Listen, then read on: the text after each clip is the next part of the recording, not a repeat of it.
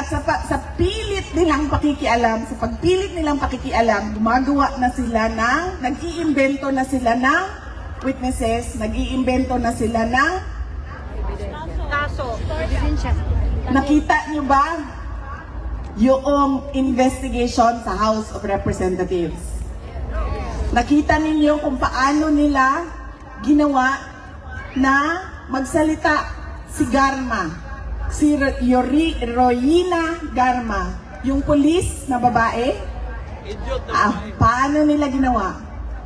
Diba una sinabi nila, uy, pinatay mo ang boss mo, may kaso kang murder. Tapos anong ginawa nila sa likod? Sinabihan nila, hindi ka namin iimbestigahan sa murder. Mag-witness ka kay Duterte.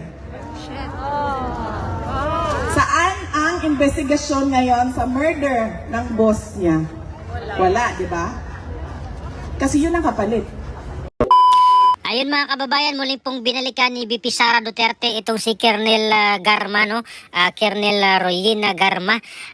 Controversial po siya noong last year mga kababayan, nung kasagsagan ng hearing nila doon sa Quadcom.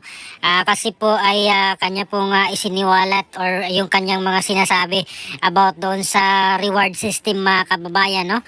Yung inutos daw umano ni Pangulong Duterte na may reward system doon sa mga pulis kung sila po ay makapatay ng mga drug addict.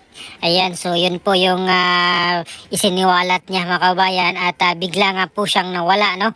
Noong November 7, 2024 matapos siyang mag-appear doon sa Quadcom ng mga ilang appearance, siguro mga 2 or 3 ata siyang appearance doon, ay umalis po siya ng bansa mga kabayan, na pumunta po siya sa Amerika. At itong si GM Garma mga kabayan, or Police Colonel Royina Garma, ay itinuro din na suspect mga kabayan doon sa pagpaslang naman sa isang PCSO board member na nagngangalang Wesley Barayuga mga kabayan. Noong July 30, 2020 ay pinatay nga po ito doon sa Mandaluyong mga kabayan ng mga unidentified men. At itong si Colonel Santi Mendoza mga kabayan, Police Lieutenant Colonel Santi Mendoza, ay nagsalita rin doon sa hearing no sa Quadcom, at kanya pong itinuro nga na itong si GM Garma mga kabayan ang nag-utos daw na paslangin itong si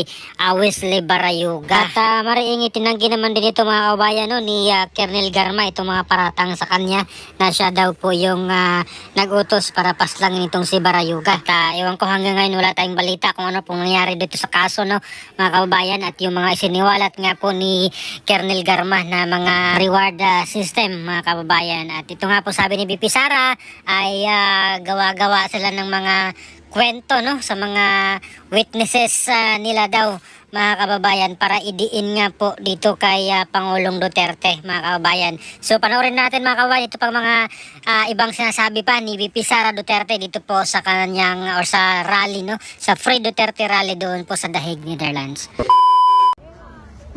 Magsalita ka na magsalita kasi kailangan namin ng witness dahil wala kaming hawak kahit isang ebidensya.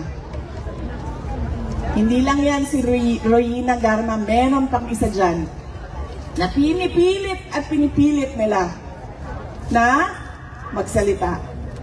Sabi nila, i-threaten daw yung witnesses.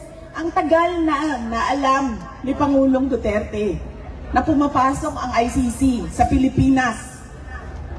Kahit isang beses, meron ba siyang ginawa kay Las Cañas? Ang tagal na Las Cañas nagsasalita. Kahit isang beses, may ginawa ba siya kay Matubato? Ang tagal na ni Matubato nagsasalita. May ginawa ba sa mga ICC prosecutors na pumasok sa Pilipinas? Wala. Pinipilit lang nila yung gusto nila. Naghahanap sila ng justification para sa injustice na ginawa nila kay dating Pangulong Rodrigo Duterte. Kaya yan po mga kababayan, ang kailangan natin paulit-ulit na sabihin sa mundo. Kanina may nagtatanong, nagrarally tayo ng nagrarally, wala namang nakikinig sa atin, tayo-tayo lang din. Ano bang pwede nating gawin? Madami sa inyo ang dual citizens na. Di ba? Madami sa inyo, ang karamihan sa inyo, majority dito, 90% or 98 siguro percent ay tiga Europe. Sabihan ninyo ang mga gobyerno ninyo. Bigyan nyo kami ng accounting sa binibigay namin sa ICC. Bakit tayo nagko-contribute sa ICC tapos ganyan lang yung ginagawa nila? Iniipit nila ang mga kalaban sa politika. Nagpapagamit sila sa mga bansa. Ginagawa nila exchange gift. Ang kaso nila para sa kooperasyon ng may problema sa politika. Nagawang business. Yan ang pwede natin gawin. Pilitin ninyo ang mga gobyerno ninyo magtanong. Bakit kayo nagko-contribute sa ICC? Bakit kayo nagko-contribute sa isang institusyon na ang ginagawa ay isang injustice sa aming kababayan? Ganyan dapat ang paulit-ulit natin na tanong. Ganyan din ang paulit-ulit natin na sasabihin sa ICC. Huwag niyo na ipagpilitan ang mali ninyo. Tanggapin niyo na lang na unang-una, hindi talaga kayo pwede na mag-imbestiga. Pangalawa, kahit nag-imbestiga kayo, kahit hindi na pwede, kita nyo, wala kayong mga ebidensya. Hanggang doon sa Pilipinas, lahat ng namatay ay war on drugs. Para lang mapatuloy nila ang kanilang narrative o kanilang istorya na marami ang namatay sa war on drugs. Ang kalabasan, 43 murder cases. 43 murder cases, pero sa nasabi, crimes against humanity. Ano ang namatay mga kriminal? At hindi pa nga tayo sigurado kung yung 43 na yon ay totoo ngang namatay. Tanim buto. Diba? Kasi merong isa, ang sabi niya, diba? Uy, bakit yung picture na Sheila. Yes, si Ali ng Sheila. tatay ko na hindi naman pinatay sa war on drugs, wala namang kinalaman sa droga, ay nandyan sa mga biktima. Nag-iimbento na lang para lang ipagpatuloy, para lang patuloy din ang suporta ng mga malalaking bansa sa organisasyon ng ICC.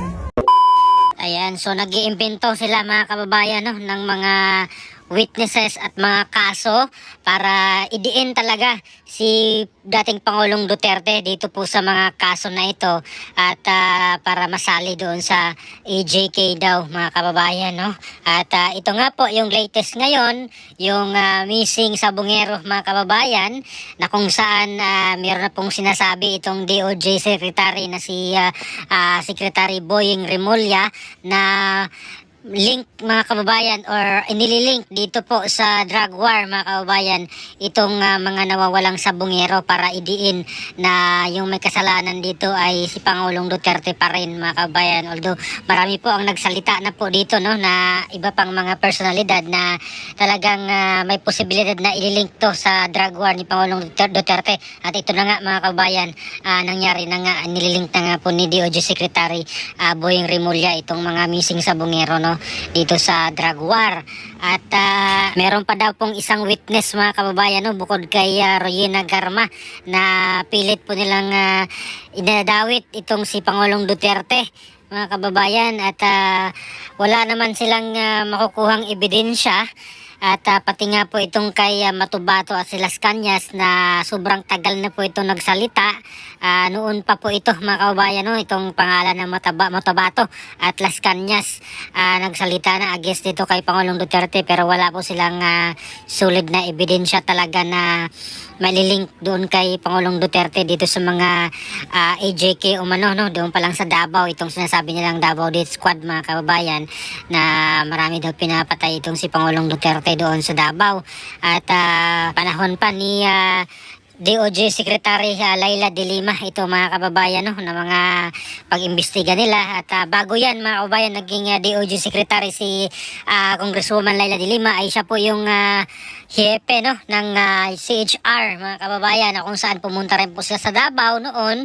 At nag-imbestiga na rin po sila dito sa sinasabi nilang Davao Death Squad, mga kababayan, no. Mayor pa po dito si dating Pangulong Duterte, pero wala po silang kaso, mga kababayan, na i-file doon sa or dito kay Pangulong Duterte, dahil wala daw po talaga silang makukuhang solid na ebidensya, mga kababayan. So itong pag-iingay nila ay wala po silang talagang testigo at solid na ebidensya na magturo kay Pangulong Duterte, dahil sinabi nga ni PRRD, wala pong ganun, walang Davao Death Squad, walang AJK. Maging itong pagpasok ng ICC, mga kabayan, dito sa Pilipinas na pasikretong nag-imbestiga, no? Wala naman pong ginagawa si Pangulong Duterte, hindi po sila pinakaalimanan.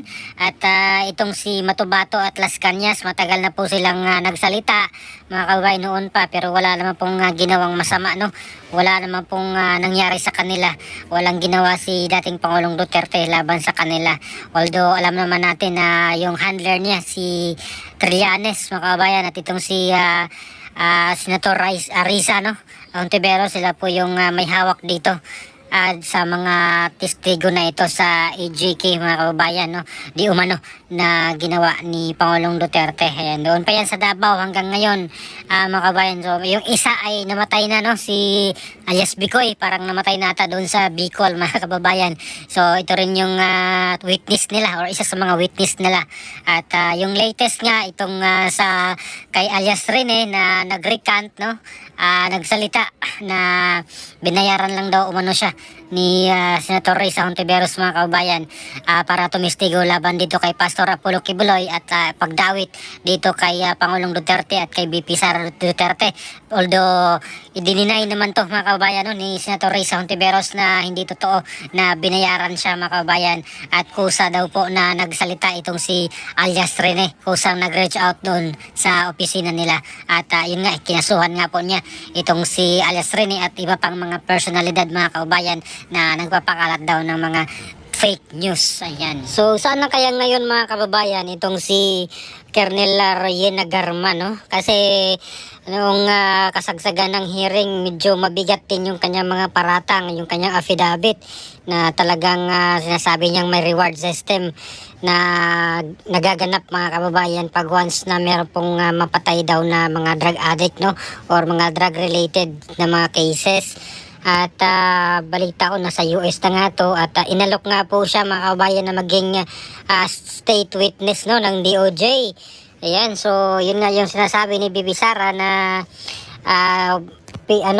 tanim witness, kumbaga, na kukunin ka naming witness at wala na po kang pananagutan, mga kababayan, kasi nalilink din to si Garma ng pagpas lang, no, doon sa isang PCSO board member.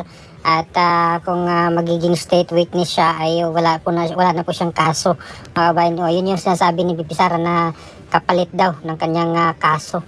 So maging itong kay Matubato, si Las Cañas, ayan, itong si Colonel Asierto din, mga kababayan, na maingay rin nung mga panahon na yun, yung mga Quadcom hearing nila.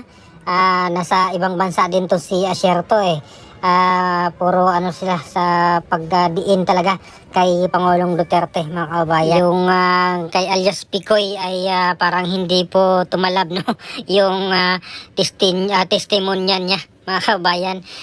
Yung alias Picoy hindi epektibo yung kanilang ang totoong narcolist, yung video ni alias Picoy, mga kababayan, na pinaano ni Trillanes, no, pinalabas ni dating Senador Trillanes, mga kababayan. Suspekto, mga kababayan, si alias Bicoy doon sa 3 counts, no, ng murder doon sa Bicol, sa Sorsogon yata, mga kababayan, no, yung mga biktima.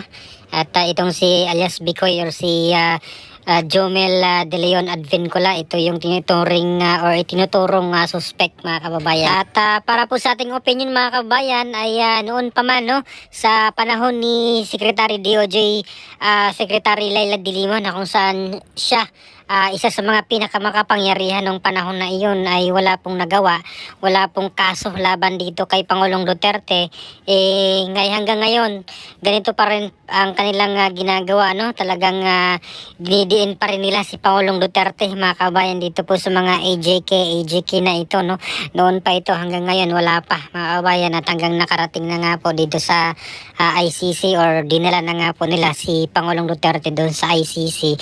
Wala man lang silang napatunayan na talagang si Pangulong Duterte ang pasimuno, no, ng mga patayan na ito, kasi lahat na lang ay nililink na po nila mga kababayan noon pa man. Ang dami na po nilang mga witnesses na ipinalabas mga kababayan, nagsalita, pero wala po silang matibay na ebidensya at hindi po nila kinasuhan si dating Pangulong Duterte dito po sa Pilipinas na korte. Ayan, so yun lang po, dinala nila doon sa Dahig, Netherlands si dating Pangulong Duterte mga kababayan. So ano pong opinion nyo mga kababayan, no? Ano masasabi nyo dito sa mga statement ni BP Sara Duterte, itong mga tanim witnesses na ito, tanim kaso? Ayan, so please comment down below. Maraming salamat.